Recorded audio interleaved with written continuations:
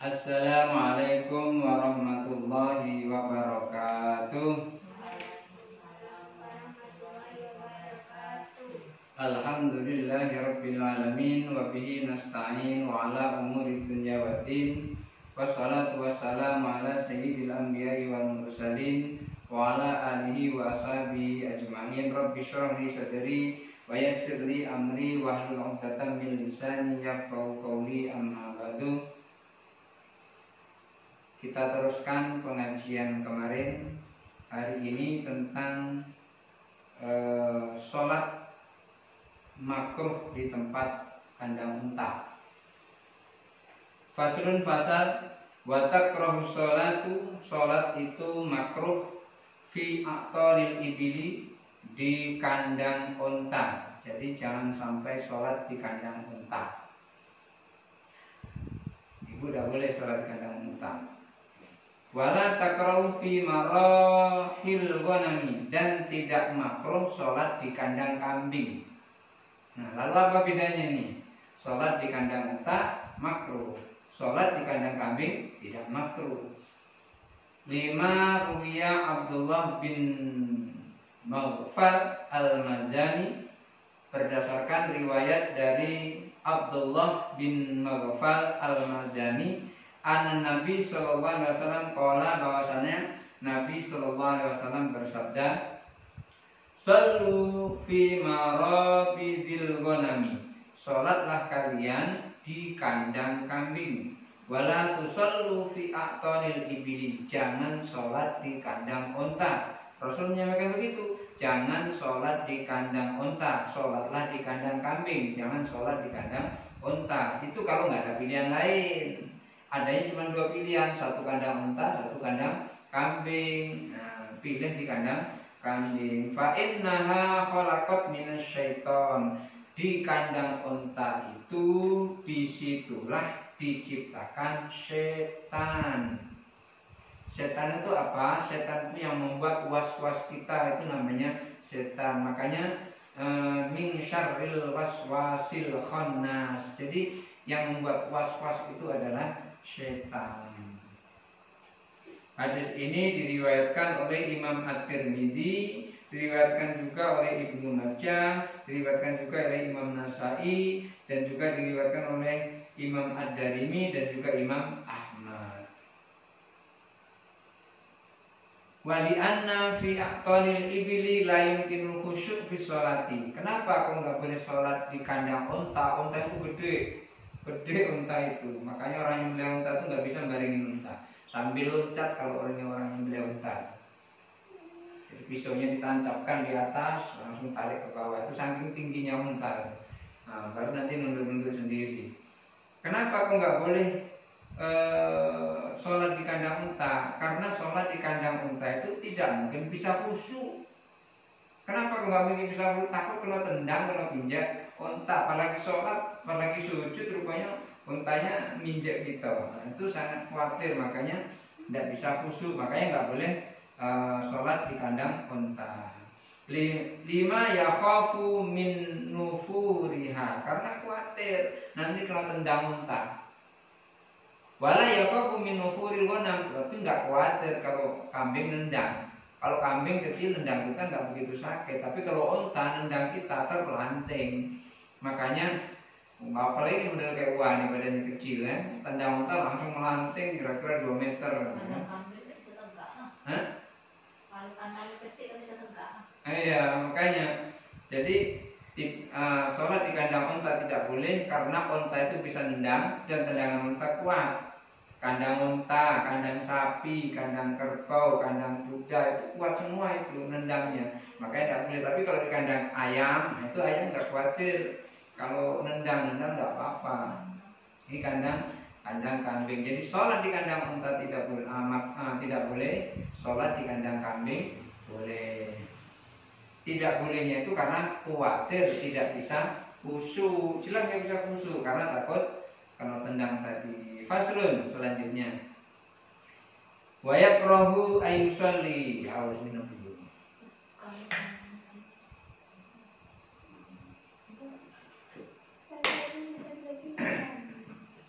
Selanjutnya, Faslun fasal wa yakrahu ayusalli fi ma'wasyayatin.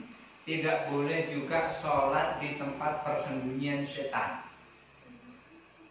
Apa itu persembunyian setan? Persembunyian setan WC. Makanya kalau masuk WC kita berdoa, Allahumma inni a'udzubika minal khubuthi wal khaba'ith.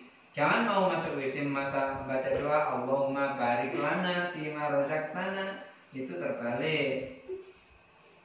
Makruh hukumnya sholat di tempat persembunyian setan. 5 ruya an Nabi sallallahu alaihi wasallam qala, berdasarkan riwayat bahwa Nabi sallallahu alaihi wasallam bersabda, "Ahriju min hadzal wadi." Kalian keluar dari lembah ini, kata Rasul.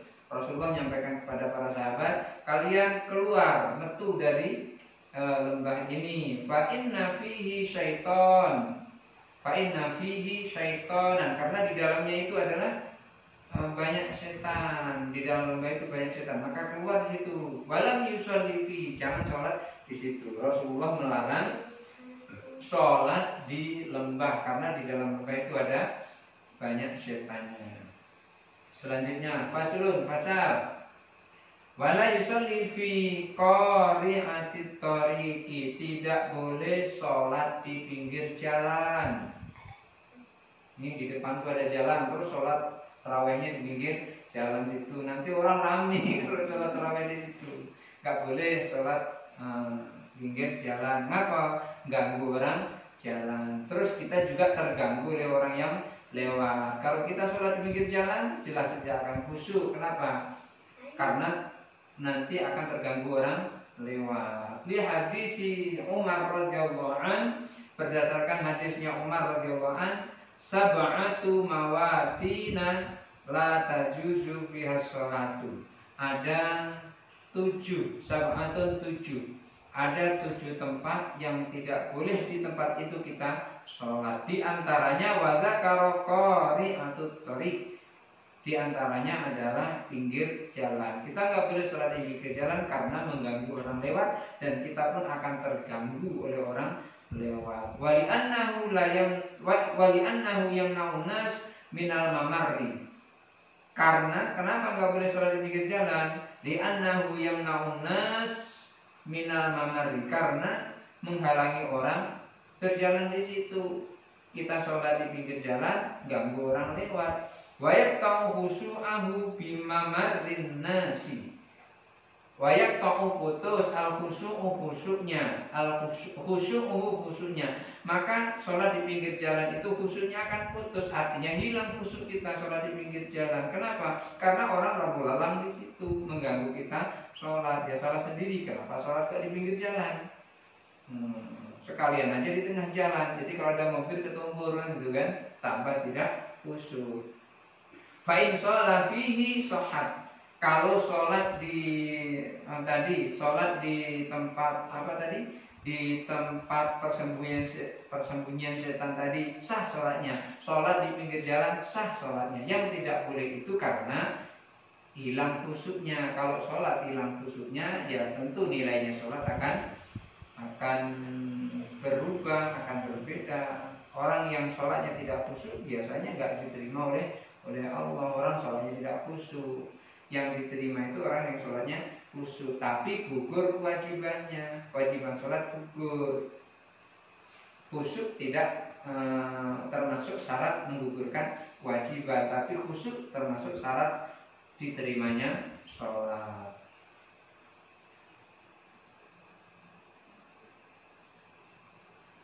Jadi kalau sholat di situ, pain sholat fihi, kalau sholat di pinggir jalan itu sholatnya sah. Di annal man'a litarkil khusyuk, karena yang tidak boleh tadi itu, kenapa kalau sholat itu tidak boleh, sholat pinggir jalan nggak boleh? Karena larangannya itu adalah meninggalkan kekhusyukan. Sholat di pinggir jalan tidak bisa khusyuk. Auliman na'in nasi, atau mengganggu manusia, mengganggu orang.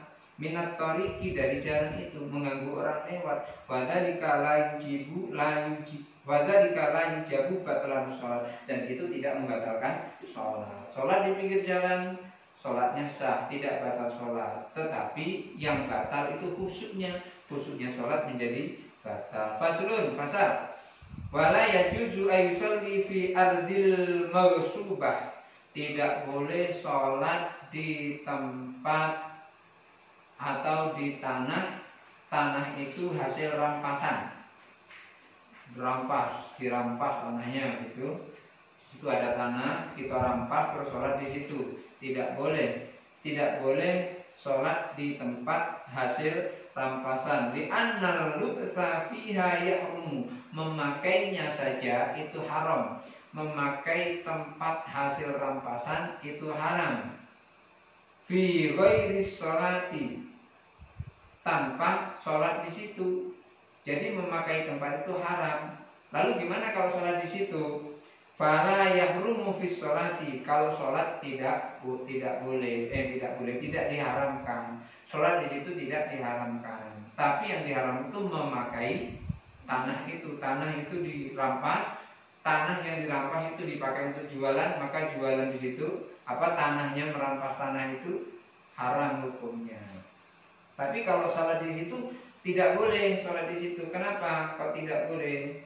Karena sholat di situ berarti sholat di tempat tanah yang haram. Fali'anna yahrumu fi sholati ulang. Karena menempati tempat itu saja haram. Menempati tempat yang diambil dan yang dirampas tadi itu haram, maka kalau sholat di situ lebih awal lagi, lebih ulang lagi, lebih tidak boleh. Tidak boleh ini berarti bukan tidak sah. Fa inna sholat fiha shohat, sholat di situ sah, sholatnya sah di situ. Hanya saja yang tidak boleh itu karena haramnya memakai tempat. Cuman sholatnya sah. Kenapa? Haram memakai tempat bukan termasuk dari syaratnya sholat. Syarat sholat adalah tempatnya suci.